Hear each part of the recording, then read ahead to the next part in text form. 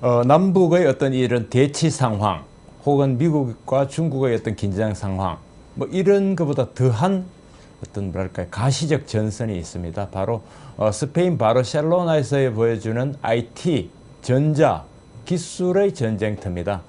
스페인 바르셀로나에 있는 모바일 월드 콩그레스 하는 그 IT의 뭐랄까 치열한 격전지, 그게 바로 전쟁터 아니겠습니까? 거기에 우리 저희 한국경제신문에서도 부국장을 단장으로 부장해서 지금 뭐 거의 10여 명이 취재를 가서 연일 아주 좋은 기사들을 보내오고 있는데요. 뭐 전 아주 그 기술 기반에 좀 취약해서 그런지 그 기술의 내용을 보면 아슬아하달까요? 그동안 우리가 이야기해왔던 것, 상상해왔던 것, 꿈꿔왔던 것들이 하나하나 실현되는 그 첨단의 어떤 현장 아닌가 그런 생각이 듭니다.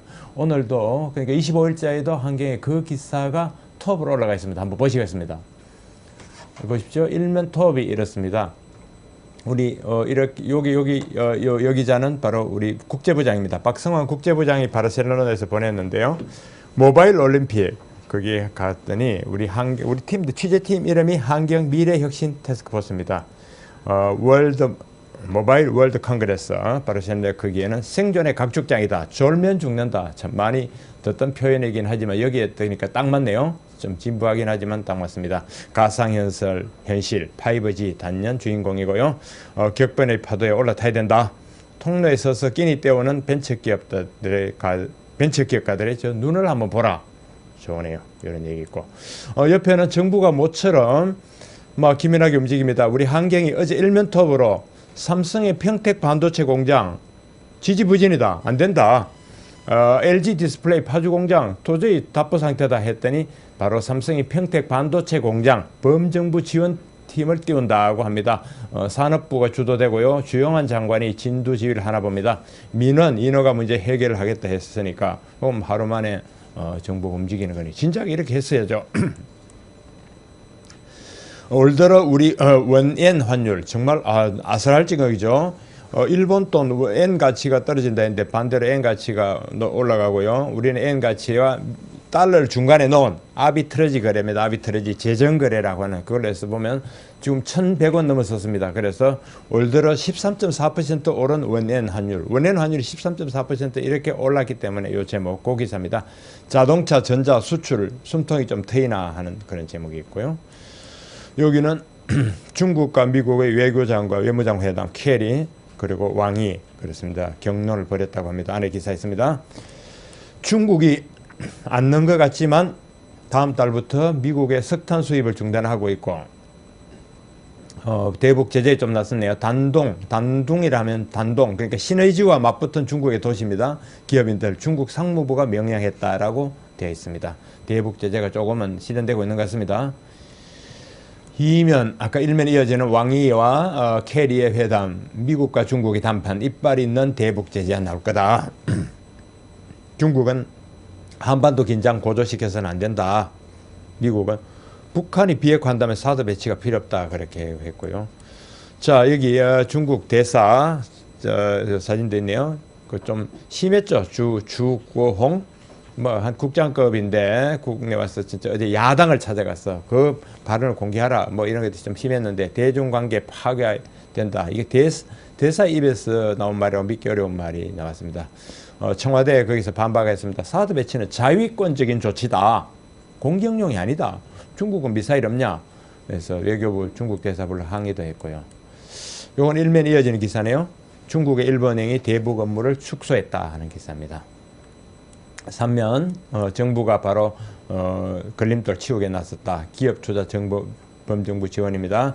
산업부 주체로 하여튼 주관이 돼서 삼성 그 평택 공장에 걸림돌을 제거한다는 겁니다. 지역 이기주의에 막힌 공장 건설 정부가 걸림돌 치운다 했고요. 고덕 IC도 앞단계 건설하고 삼성 평택 공장 물류 지원, 파주 공장용 변전소도 3개월로 줄인다. 진작에 이렇게 할 수 있는 것인데 왜 못했냐 그런 생각이 듭니다. SK 하이닉스 청주공장, LG 디스플레이 구미공장에도 정부 지원반 만들어서 투자 1억. 지금 1시간 시급한 겁니다. 어쨌든 그럼에도 불구하고 삼성의 평택 공장에는 이 전력 공급 문제로 연간 300억 원이 더 들게 됐다 그런 얘기입니다. 엔화값이 10% 오르면 한국 기계료 수출이 8.7% 늘어난다는 연구 결과도 나와 있군요. 우리 환경팀이 모바일 올림픽 바르셀로나 취재팀이 보낸 기사들입니다. 4면 오면 2개면입니다. 신발에 압력 센서, 그리고 폰으로, 우리가 들고 있는 스마트폰으로 피부 관리를 한다. 그래서 기술력 뽐낸 우리 K벤처들, 이 벤처들의 주역들입니다. 여러 가지 스타트업 기업인들. 그리고 영토 전쟁, 요거는 시리즈 4번째, 기득권 버리고 새 기회를 잡아라. 미래 산업 지도 먼저 그리는 게 성자다. 그런 얘기도 있고요. 갤럭시 S7은 물속에서 30분간 1.5m 물속에 30분간 넣어놔도 괜찮다 하는 그런 기사도 있네요. 5면 사물 인터넷 드론에서 스마트폰보다 더 큰 시장이 생길 거라고 하는 이 사람 퀄컴의 사장입니다. 데릭 에빌레 퀄컴의 사장이 얘기합니다. 자동차 스마트폰처럼 하나의 연결기기로 연결되는 새로운 성장 기회가 많다. 위험 감수한 선제 투자로 5G 이동통신 선도할 것이다 했네요. LG전자 사장 조준호 LG전자 사장 역시 바르셀로나에서 우리 기자가 인터뷰를 했습니다. 5G는 담대한 그런 혁신의 길로 들어가고 있다. 그런 얘기고, SK텔레콤 사장도 독일의 도이치텔레콤과 합작사를 추진한다. 우리가 그러니까 이동통신, 금융, 전자 이에 이어서 이동통신도 글로벌 제휴가 시작되고 있다. 이런 걸 보면 그런 걸 시사하는 기사죠. 어제 청와대에서, 어제가 이제 오늘입니다. 24일 청와대에서 국민경제자문회의가 있었습니다. 거기에서 대통령이 국회 또 한 번 크게 작심하고 비판했네요. 작심 비판, 국회를 작심 비판한 박 대통령. 일자리법 1400일 넘게 막는 국회. 어느 나라에 이런 일이 있더냐?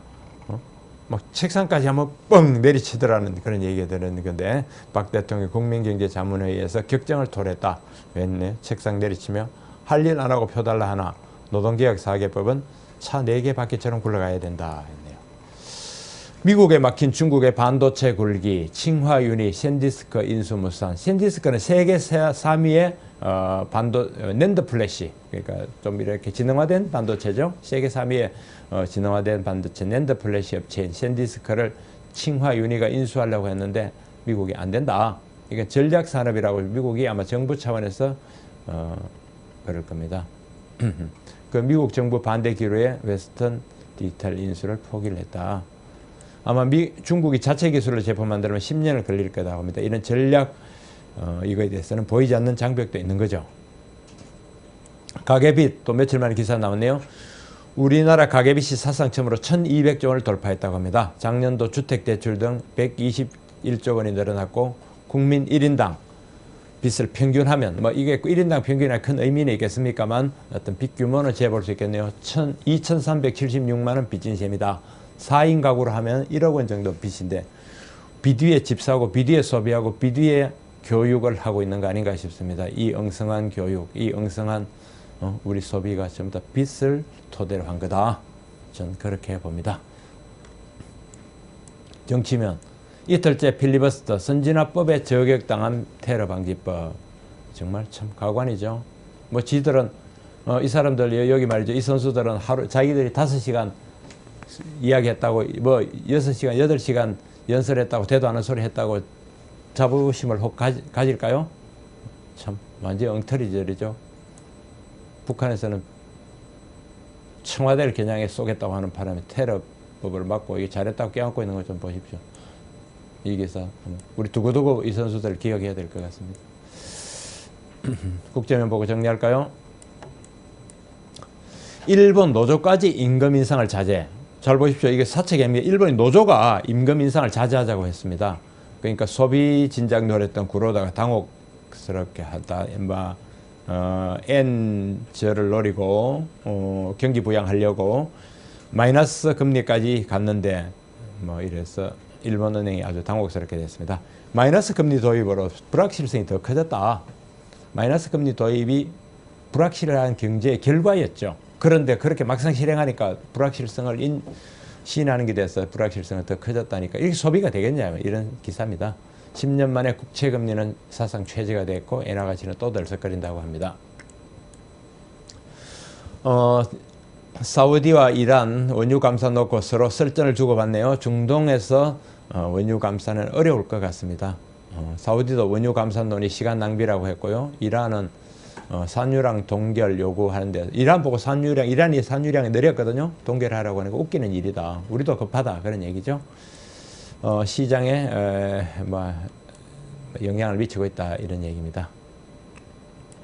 그래서 서부 텍사스 유가는 4.5% 내려갔다고 하네요. 어제 기사 보면은 지금 국제시장에서 유가를 좌우하는 스윙 플레이어는 미국이다 그런 기사 나왔습니다. 트럼프 잘 달립니다. 네바다에서도 압도적 1위, 사면성 파죽지세, 미 공화당 경선, 전국 단위 대세론 확산. 전에 FT, 파이낸셜 타임즈에 장난이 아니다라고 했는데 지금 그런 상황이 되고 있습니다. 휴대용 그런 전화기 배터리 항공기 화물칸에 못 실른다는 기사도 있고, 미국 노동시장 참여 늘어난 할머니 세대, 뭐 이제 이렇게 우리가 고령화가 되니까 늙어서도 일해야 되는 겁니다. 할머니도 일해야 된다. 그래서 65세 이상 7명 중 1명이 구직이다. 소비줄자 일자리 찾았었는데 요건 양면성이 있는 겁니다. 한편으로는 일을 더 할 수 있는 그런 사회가 돼서 좋은 거고요. 건강이 뒷받침해서 좋은 거고, 다른 한편으로는 이렇게 일을 해야 된다. 일 안 하고 못 산다. 이런 측면에서 본다면 상당히 슬픈 현상인데, 고령화 사회의 한 모습이고 양면성이 분명히 있다. 이렇게 저는 봅니다. 네, 이런 기사들로 되어 있고요. 오늘 신문 읽기에 이어서 정규제 칼럼이 준비되어 있습니다. 그리고 저는 여기서 인사를 드려야겠군요.